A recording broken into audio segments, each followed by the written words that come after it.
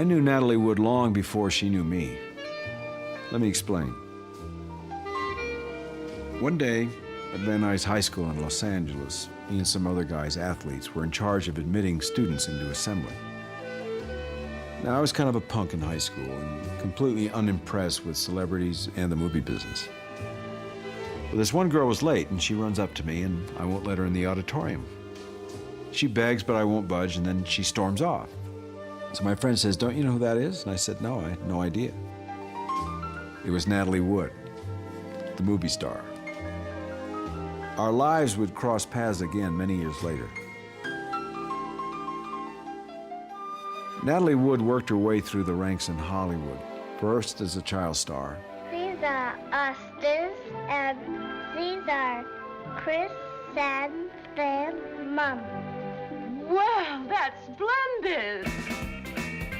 Then as a teen celebrity. What's that? Oh, that's a new disease. Man, a friend of yours? Finally, she had huge success with ingenue roles in movies like Splendor in the Grass and the musical West Side Story. She thinks she's in love, she thinks she's in space. La, la, la. But Natalie later told me that she desperately wanted to be taken seriously as an actor. She wanted to pursue character roles instead of relying on her star image to carry her in a picture. And that's what brought us together the second time. I had become an actor myself, and by the early 60s I had a few successes on Broadway, but I was pretty much an unknown. When Natalie decided to make a dramatic stretch in the films This Property's Condemned and Inside Daisy Clover, Wish me luck! I'm gonna make a noise in the world! she chose me, the unknown, to be her leading man. Since I was from the theater where character and craft are important, we clicked while shooting Daisy Clover. Daisy Clover? That's your real name? Yeah, Sure? yeah. It's the one thing about me they haven't changed. It's the one thing about me they have. Your real name isn't Wade Lewis? No.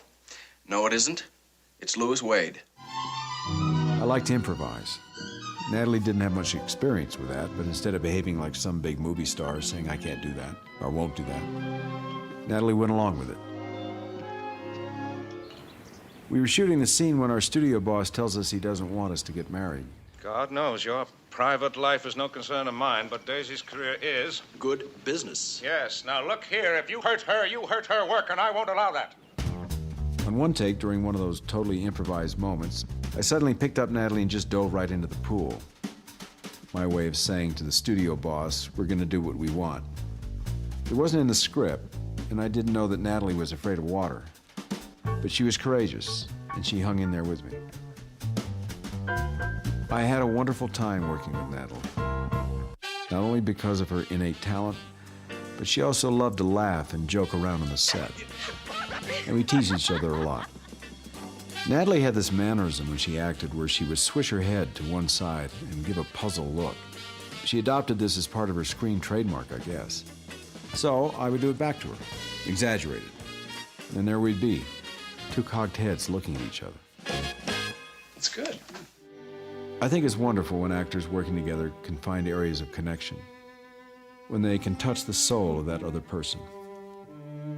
And I think that happened for Natalie and me.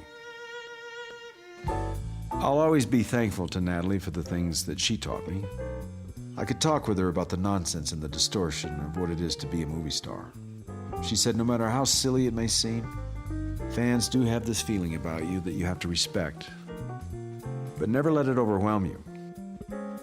So when we would go out in public, Natalie and I would be mobbed, an aspect of the business I had little patience for. And Natalie would tell me to smile, keep moving, and don't ever stop. I adored Natalie Wood. She was incredibly generous, which not many people in our industry are. She was extremely driven and in charge when it came to her career.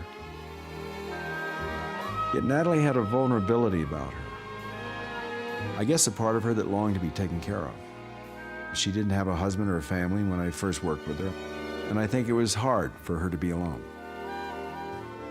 Over the years, we enjoyed a wonderful friendship. I was best man at her second wedding. A couple of years later, Natalie even made a cameo appearance in the movie The Candidate as a favor to me. We eventually lost touch, but our admiration for each other never really ended. I only wish our paths could have crossed again. Oh, and at one point, I told her the story about how I had picked on her that day in high school. She got a big kick out of that. For Turner Classic Movies, I'm Robert Redford.